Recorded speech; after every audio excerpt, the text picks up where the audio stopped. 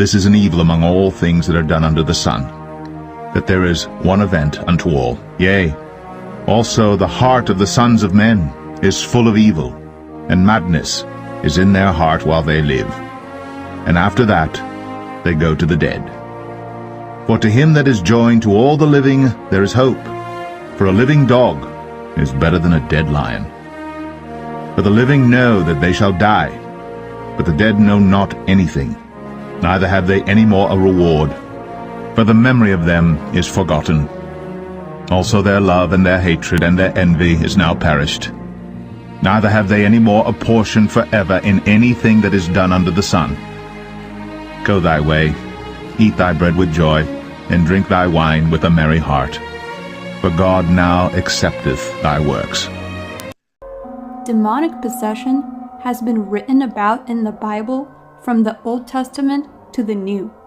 We have read and heard the numerous testimonies written about Jesus Christ himself casting out unclean spirits throughout the Bible. And there was in their synagogue a man with an unclean spirit, and he cried out, saying, Let us alone. What have we to do with thee, thou Jesus of Nazareth? Art thou come to destroy us? I know thee who thou art, the Holy One of God. Then Jesus rebuked him, saying, Hold thy peace, and come out of him. And when the unclean spirit had torn him and cried with a loud voice, he came out of him. And they were all amazed, insomuch that they questioned among themselves, saying, What thing is this? What new doctrine is this? For with authority commandeth he even the unclean spirits, and they do obey him. In 2005, Irina Cornici, a 23-year-old nun, had moved to an isolated hilltop monastery in Romania. Only weeks later, she began regularly giggling during Mass. It didn't take long before she descended into utter madness and was diagnosed with schizophrenia. Doctors say Cornici believed she heard the devil talking to her, telling her she was sinful. After a 2-week treatment, the hospital released her into the care of the monastery. But again, Cornici started acting strangely. Father Daniel Corrigianu, the priest of the monastery, and 4 nuns decided to try a different method of curing her: exorcism. They bound Cornici to a cross, gagged her with a towel, and left her in a dank room at the convent for 3 days without food, where she died of suffocation and dehydration. The shocking case was widely publicized throughout the world, following a lengthy trial where the 5 were convicted of murdering Cornici. Just before his arrest, the 29-year-old priest stated during a Romanian TV interview, "You can't take the devil out of people with pills." 1906, Clara Germana Sella was a 16-year-old orphan girl at St. Michael's Mission in Natal, South Africa. The story goes that Clara, who had lost all hope, made a pact with Satan.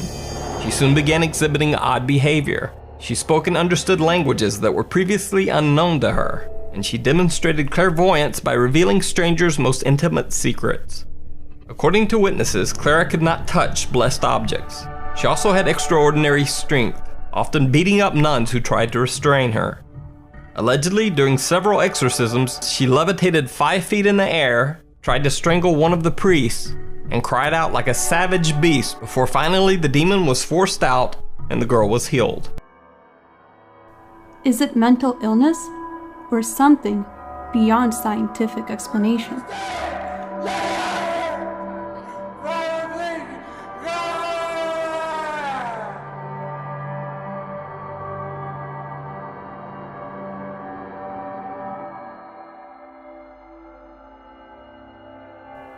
We see unspoken acts of evil transpiring daily through the media and news, and we know and can even feel that times are changing. Even if the world does not want to admit what evil truly is, we cannot ignore the numerous accounts of evil people talking about demonic possession.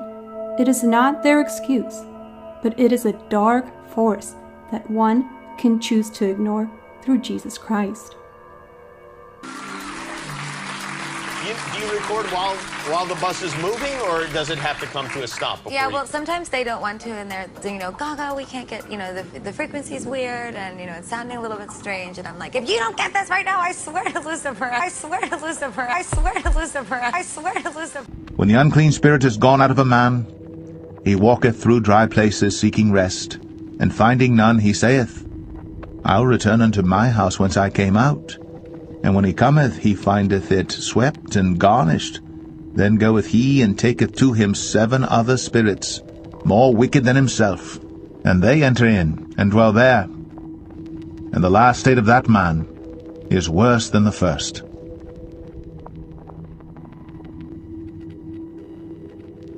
He bringeth out those which are bound with chains, but the rebellious dwell in a dry land.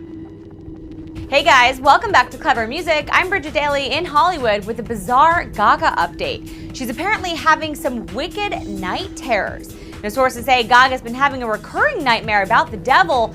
Now, Gaga explained the dream is about a phantom taking her into a room where there's a blonde girl with ropes tied to her limbs, pulling her apart. How creepy is that? Well, we certainly hope it's getting better. We'd be scared to fall asleep if we were Gaga. What do you guys think she needs to do to stop these night terrors for good? Comment below and make sure to subscribe to Clever Music. In 1908, Anna Eklund was only 14 years old when she began showing signs of demonic possession after her caretakers reportedly cursed her by slipping magical herbs into her food. She would speak in tongues and in strange guttural voices. It is said that she would levitate and even cling to the walls of her bedroom. In 1912, Anna Eklund had her first exorcism performed, which brought relief for a short time. But soon, Anna became possessed again. But this time, by multiple demons. In 1928, 3 exorcisms were conducted at a convent in Erling, Iowa, and reportedly Anna was finally cured. In 2016, the story was picked up by director Andrew Jones and transformed into a movie inspired by the true story called The Exorcism of Anna Eklund.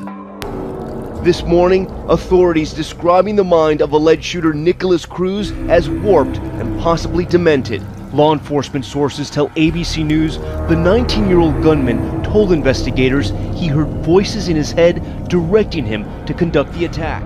Many do not believe and pass off demonic possession as mere folklore. But as far back as the biblical records go, demons, or as they are more commonly known, unclean spirits, have always been known to be among us, terrorizing, tempting, and even influencing mankind.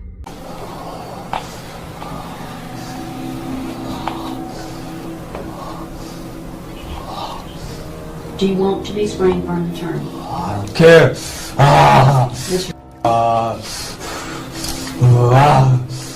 Unmistakably, Lady Gaga reveals to many that she is being possessed and tortured by demons and unclean spirits due to her occult ties. I had this dream quite recently that was so terrifying, so morbid and terrifying, and I called Deepak Chopra, who I work with, and I was telling him my dream, terrified, that the devil, and the dream was so terrifying, I thought somehow a devil force was trying to take hold of me, a darkness. I guess I see devil and darkness. Please do not forget that hatred or evil, whatever you want to call it, it's intelligent, it's smart, and it's invisible. It's an invisible snake that while it is planning to make its attack, it is thinking to itself, I am going to divide my enemy into smaller, less strong groups, and then I'm going to make them hate each other so that it's easier to take them down. And as we're all yelling at each other, trying to figure out which group it is that's causing the problem, evil's winning. Throughout the whole song, you can even distinctly hear her admit that she's being possessed by demons. Here are just some of the lyrics from Lady Gaga's Perfect Illusion. And I quote, "Where are you? Because I can't see you. It was a perfect illusion, but I feel you watching me." Unquote. These lyrics speak for themselves and show how Lady Gaga has unclean spirits following her and watching her at all times. The serial killer known as Son of Sam terrorized New York City from 1976 to 1977. David Berkowitz used a .44 caliber handgun to commit several random shootings across the city. He killed 6 people and he wounded 7 others. Police eventually arrested him exactly 40 years ago today, and now he is opening up in his first major television interview in a decade. Maurice Dubois spoke with him for a CBS News special, and here's a preview of their conversation. People never understand where I came from. No matter how much I try to explain it, they wouldn't understand what it was to walk in darkness. The city is preoccupied with the killer who in one note signed himself the Son of Sam.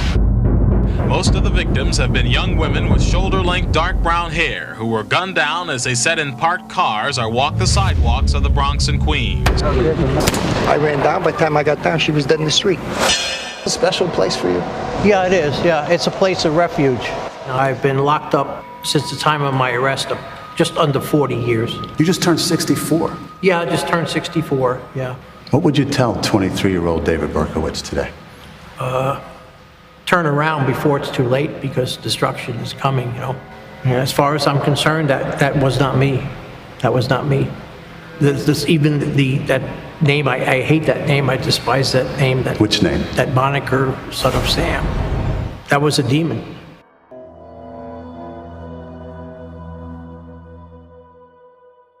For what is a man profited if he shall gain the whole world and lose his own soul?